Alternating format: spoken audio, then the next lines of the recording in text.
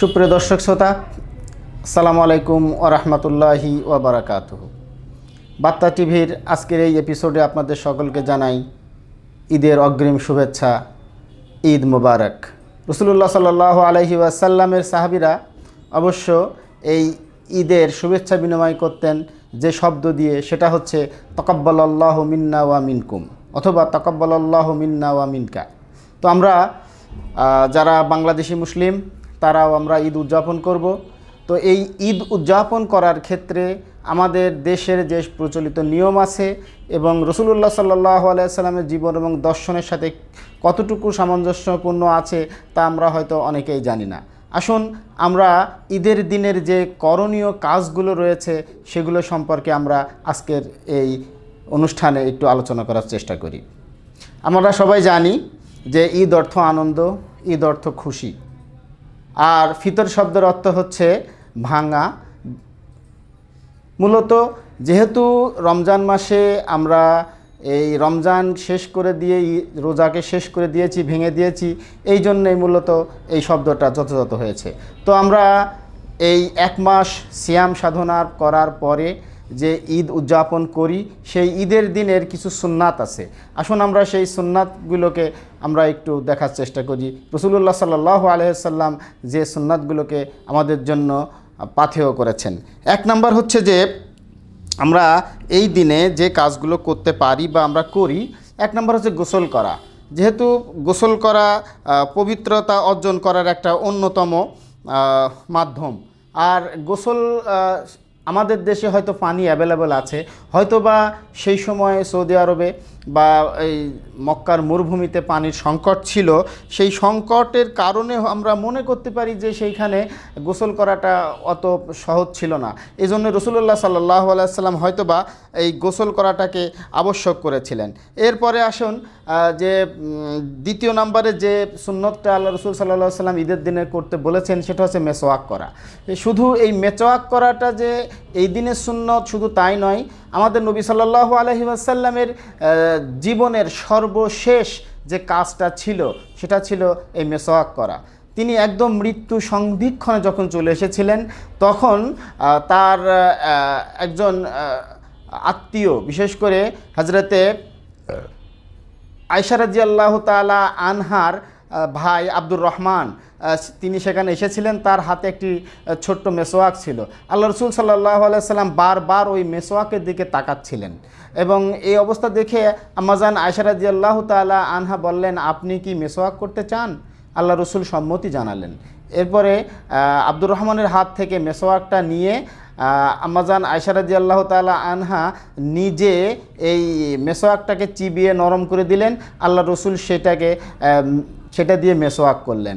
পাশাপাশি তিনি বলেছেন যে আমার কাছে মনে হয় যদি আমি ফরজ মনে না করতাম, অবশ্যই আমি তোমাদেরকে প্রত্যেকটা নামাজের অজুর আগে, পবিত্রতা অর্জনের জন্য আমরা যে অজু করে থাকি, সেই অজুর আগে অবশ্যই যেন আমরা মেসওয়াক করি। এটা একটি সুন্নাহ। সুতরাং আমরা এই আমলটা করতে পারি। রাসূলুল্লাহ সাল্লাল্লাহু আলাইহি ওয়াসাল্লাম ঈদের দিনে এই আমলটা সুন্নত করেছেন। এরপরে যেটা আছে পরিষ্কার পরিচ্ছন্ন বস্ত্র বা কাপড় পরিধান করা। এখানে আমাদের দেশে যেটা হয়েছে যে আমরা মনে করেছি যে পরিষ্কার পরিচ্ছন্নতা বলতে আমরা নতুন কাপড়কে বুঝি, নতুন পোশাককে বুঝি। আসলে নতুন হলেই যে সেটা পরিষ্কার হবে, পবিত্র হবে, এমনটাই কিন্তু নয়।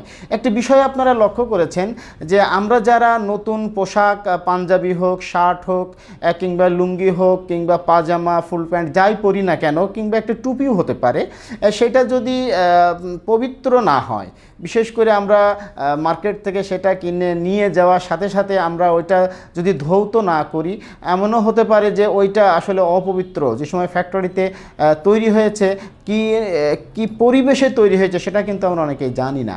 সেটা অপবিত্রতা থাকতেই পারে সেই সমস্ত বস্ত্রগুলোর সাথে। সুতরাং আমাদের উচিত, যেহেতু পবিত্র এবং পরিচ্ছন্ন কাপড়টা পরা, সেটা যদি নতুন কাপড় হয় আমরা অবশ্যই এটা কমপক্ষে আগের দিনে ধৌত করে নিয়ে পবিত্র করে নেব। আর যদি কেউ নতুন এই পোশাকটা কিনতে না পারি, যদি সম্ভব না হয়, আপনার যে সবচেয়ে উত্তম পোশাক যেটা আছে সেইটাই পাক পবিত্র করে নিয়ে পরে নিলেই হয়ে যাবে। আসলে আমাদের মাথার ভিতরে যে কে এইটা আমাদেরকে ঢুকিয়ে দিয়েছে এটা আমি বুঝি না, যে ঈদ মানেই যে নতুন পোশাক পরতেই হবে, এটা থেকে আমাদের বেরো আসার দরকার। সম্মানিত দর্শক, এরপরে রয়েছে সুগন্ধি ব্যবহার করা। এই দিনে সুগন্ধি ব্যবহার করা সুন্নাহ, বিশেষ করে পুরুষদের ক্ষেত্রে। আর এরপরে যে আমরা 4 নাম্বার গেল, 5 নাম্বার রয়েছে সাদাকাতুল ফিতর। যে সাদাকাতুল ফিতরের কারণেই ঈদুল ফিতর নামকরণ করা হয়েছে। আসলে আমরা যখন এর 1 মাস সিয়াম সাধনায় রত থাকি, এই সিয়াম সাধনা বা এই রোজাদারি অবস্থায় আমাদের অনেক ফাহেসা কথা হয়ে যায়, ছোটোখাটো ভুল ভ্রান্তি হয়ে যায়, যেটাকে বলা হয়েছে যে আমাদের রোজা হালকা হয়ে যায়। আর এর থেকে পরিত্রাণ পাওয়ার জন্য, এর থেকে কাফারা স্বরূপ আমরা বলবো, রসুলের হাদিস অনুযায়ী যে রমজানের যে ভুল ভ্রান্তিগুলো হয়ে গিয়েছে সেইগুলো থেকে রোজাকে সঠিক করার জন্য এই ফেতরার ব্যবস্থা। আর এই ফেতরারা দিতে হবে ছোট বড় ধনী গরিব সকলের জন্যে। শুধু যে যিনি অর্থকড়ি আছে, জাকাত যার উপরে ফরজ বা হয়েছে সেই ফেতরা দেবে এমনটি কিন্তু নয়, ফেতরা সকলের জন্য, এটা মনে রাখতে হবে। তো বাংলাদেশের আলেম ওলামারা যেটা বলেছেন আমি সেদিকে আপনি যাচ্ছি না, শুধু বলতে চাই যে সর্বনিম্ন ফেতরা টাকার অর্থে এবার 110 টাকা করা হয়েছে এবং অনেক বেশির কথাও বলা হয়েছে।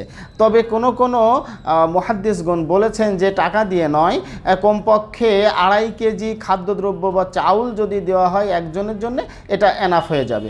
তো আপনি যেটাই দেন না কেন, অবশ্যই এই ফেতরাটা আপনাকে ঈদের সালাতে যাওয়ার আগেই এটা আপনাকে পরিশোধ করে যেতে হবে। এরপরে যেটা রয়েছে যে ঈদের সালাতে যাওয়ার আগে আল্লাহ রসুল সাল্লাল্লাহু আলাইহি ওয়াসাল্লাম যে কাজটা করতেন সেটা ছিল যে তিনি বেজোড় সংখ্যক খেজুর খেয়ে যেতেন। যেহেতু ওই দেশে সৌদি আরবে খেজুর অ্যাভেলেবল, আমরা মূল বিষয় হচ্ছে যে কিছু খেয়ে যেতে হবে। আল্লাহ রসুল সাল্লাল্লাহু আলাইহি ওয়াসাল্লাম খেজুর খেয়ে যেতেন। আমরা যদি খেজুর আমাদের কাছে না থাকে, আমরা মিষ্টান্ন সেমাই বলি, ফিরনি বলি, কিংবা পায়েস বলি, যেটাই বলি সেটা আমাদেরকে খেয়ে যেতে হবে। মজার বিষয় হচ্ছে যে আল্লাহ রসুল সাল্লাল্লাহু আলাইহি ওয়াসাল্লাম ঈদুল ফিতরের নামাজের বা সালাতে যাওয়ার আগে না খেয়ে কোনো দিনই যেতেন না, অবশ্যই তিনি খেয়ে যেতেন এবং খেজুরটাই খেতেন এবং বিজোড় সংখ্যার খেজুর খেতেন।